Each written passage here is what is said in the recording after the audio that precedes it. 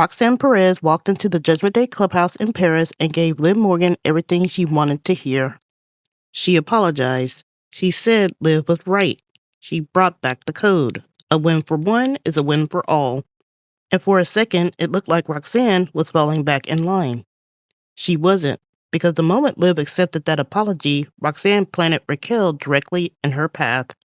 Then Liv walked out the room. Roxanne didn't follow her. She stayed, with Raquel's t-shirt, with Liv's title right beside it, and with that smile. So no, I don't think Roxanne came back from sulking. I think she came back with a plan. Part 1, get Raquel close enough to take the title. Part 2, get Judgment Day to turn on Liv. And Part 3, maybe take Dominik Mysterio. That last plan is the most speculative, but the staging is there. And the breadcrumbs are there. Roxanne's plan Part 1. Roxanne planted Raquel in Liv's path. The first part of Roxanne's plan is the cleanest because she basically said it out loud. Roxanne starts with what looks like an apology. She tells Liv, "You were right. I was thinking about myself." Then she says the magic words, "A win for one is a win for all." That line matters because Roxanne knows exactly what language works in the Judgment Day. She does not come in attacking Liv. She does not come in accusing Liv. She does not even come in defending herself. She comes in using faction language, the old Judgment Day code. And once Liv accepts that performance, Roxanne makes the actual move. She says the best thing would be for Liv and Raquel to face each other, because then Judgment Day can't lose. That sounds supportive. That sounds strategic. That sounds like Roxanne is putting the group first. But look at the trap. If Raquel beats Liv, Liv is eliminated and Roxanne never had to touch her.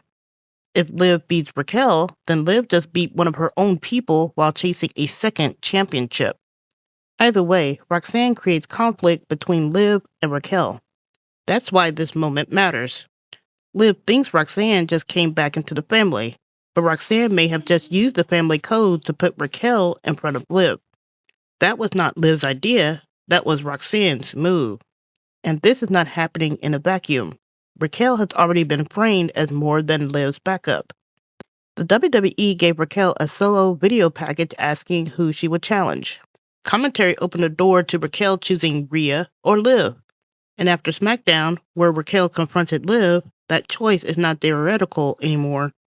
Raquel is not just standing beside Liv. She's being positioned as someone with her own ambition. That is dangerous for Liv because Liv is already the Raw Women's World Champion. She does not need this tournament the way everyone else does. For Liv, the prize is more power, another title, and while Liv is reaching outward, Roxanne may be working inward. That's the difference. Liv is chasing the crown. Roxanne is studying the room. And the room gave us one of the loudest visual receipts of the segment. After Liv walks away, Roxanne is left behind near Raquel's shirt and Liv's title belt. Liv's championship, Raquel's face, Roxanne near them. That's not enough to prove the whole theory by itself, but as visual foreshadowing, it is loud. Commenter Gwendolyn pointed this out perfectly. Why show Liv's title next to Raquel's stuff if that is not meant to make us think about Raquel in that title? Because Roxanne's first move may not be about taking the title for herself. It may be about making Raquel believe she should. And if Raquel starts thinking that way, Liv has a problem. She cannot blame it on anyone outside of the Judgment Day, because the threat is already sitting inside the clubhouse. And that is only part 1, because the title is not the whole plan. The title is the pressure point. The real target may be Liv's control over Judgment Day itself. Roxanne's plan part 2. Roxanne is using Judgment Day's code against Liv. This is where Roxanne's strategy gets smarter, because Roxanne is not acting like someone who wants to destroy Judgment Day. She is acting like someone who thinks she understands Judgment Day better than Liv does. That is a much bigger problem. Judgment Day has always been built around a collective identity. We run Monday Night Raw. A win for one is a win for all. But Liv has slowly taken that language and made it revolve around herself. Her championship, her tournament, her plan, her version of family, her future with Dom. Liv says family, but the room keeps being asked to orbit Liv. And that is exactly where Roxanne found the opening. She walked in and quoted the old code back to Liv. A win for one is a win for all. That line traps Liv, because Liv cannot reject that without exposing herself. If Liv says no, then Liv looks selfish. If Liv says yes, then Liv has to accept the Raquel scenario Roxanne just planted.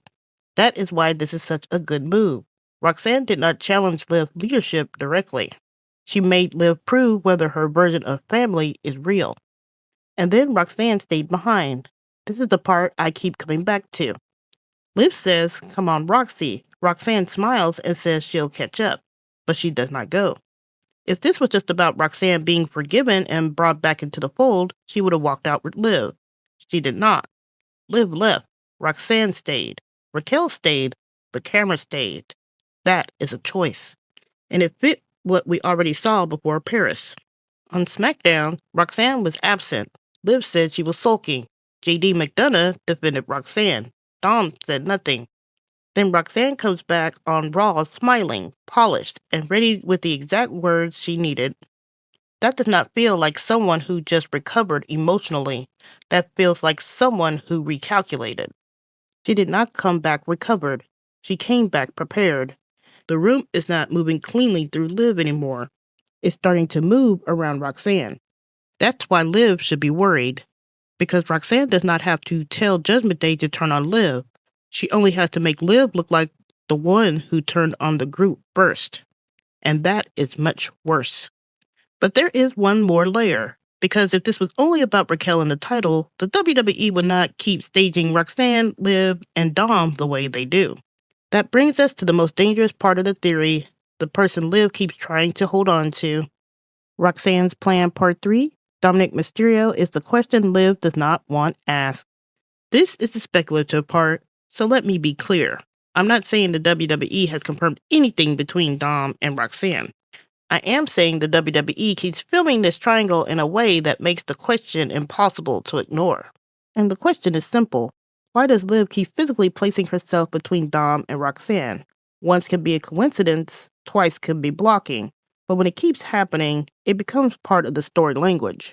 Every time Liv, Dom, and Roxanne are in the same proximity, Liv closes the space. Liv gets between them. Liv reaches for Dom. Liv makes sure the visual says, "He's with me." But that only makes the question louder. If there's nothing there, why does Liv keep guarding the space? And then there is the timing. Dom had his segment with Obafemi early on Monday Night Raw. Liv had plenty of time to check on him. She had her match. She advanced. She celebrated. But when does she check on Dom? When Dom walks into the clubhouse where Roxanne is already standing. Liv does not just check on Dom. She checks on Dom in front of Roxanne. That is very different. And Khalif caught the body language in that moment. Liv is hugging Dom. Dom is receiving the hug. But Dom is not really initiating it in the same way. The energy is one-directional. Liv is holding on. Dom is letting it happen. And as Liv leans into him, Dom's eyeline moves towards Roxanne's direction. Then the camera gives us Roxanne's smile. That is not confirmation, but it is a receipt. Because the WWE could have ended the segment on Liv and Dom. They could have made the image romantic. They could have centered on Liv's control. Instead, they let Roxanne linger over the moment. And that connects back to Liv's "no more secret" line. Liv asked Roxanne to promise there would be no more secrets. Roxanne agreed. But the question is not whether Roxanne kept that promise after Liv asked. The question is what was already a secret before she said yes. Because if Roxanne already knows something Liv doesn't, that promise does not protect Liv. It gives Roxanne language she can use later. Liv gave her the weapon. Roxanne may be just waiting to swing it. And that is where Dom's birthday post becomes interesting. Dom did post for Liv's birthday, but the wording matters. He used partner in crime. That phrase stood out because he used it before with Rhea in 2023. My partner in crime and world's best mommy. The language is the actual receipt. When Dom wrote for Liv, he reached for language connected to Rhea. He did not create a new emotional template. He borrowed one. And when a relationship is supposed to be central to the story, borrowed language is interesting. Because if Liv is Dom's present, why does the post sound like his past? Again, not proof by itself, but layered with the staging, the body language, the eyeline, and Liv constantly closing the gap between Dom and Roxanne, it belongs in the ledger. And then Roxanne posted from Paris, which might look harmless at first, until you look at the timing, the caption, and who engaged with it. Roxanne posted this on Instagram from Paris. The music was Taylor Swift's Paris. The caption said, "Never thought Monday Night Rocks would take me inside the twinkling Eiffel Tower." That caption matters because she did not just post as herself. She posted through the identity the WWE is building. Monday Night Rocks. That tells me this was not just a travel post. This was character branding. And on the table, yes, there were chicken tendies. Dom is publicly known as a chicken tendies guy. Now, I'm not making that the foundation of the theory. People can say it's just food. And honestly, that's why it works as a wink.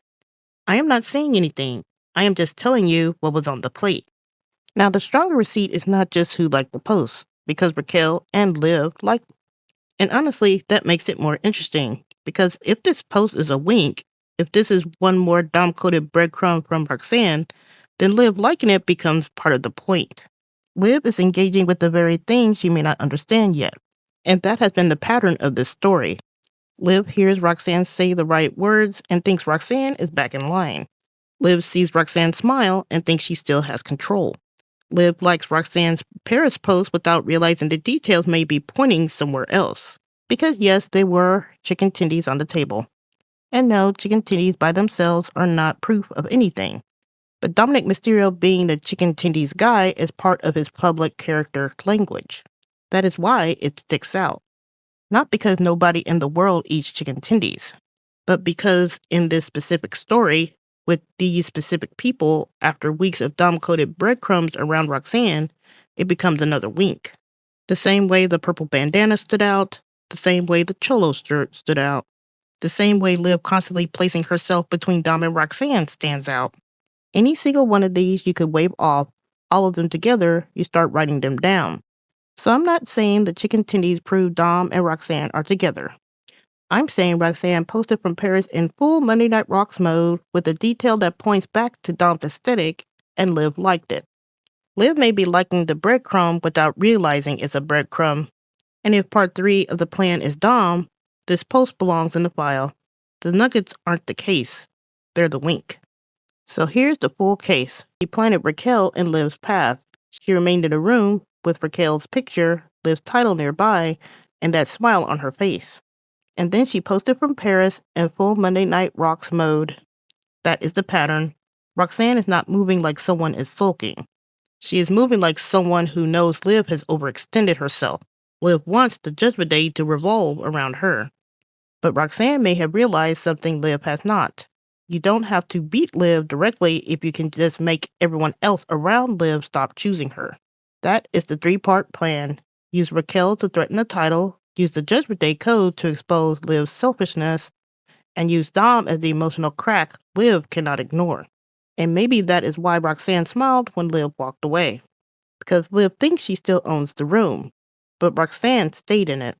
Liv made Roxanne promise no more secrets. She didn't realize she was handing Roxanne the one line she gets to use later. The Judgment Day clubhouse isn't on fire yet, but Roxanne is already measuring the curtains. A lot of these receipts didn't come from me. They came from you. And they're in this video because you caught them first. So if you saw something I didn't, drop it below. New here, subscribe. And if you want more, check out my Patreon. Link is in the description. I'm Writer Maven, and this has been Wrestling Receipts. And I'll see you on the next one.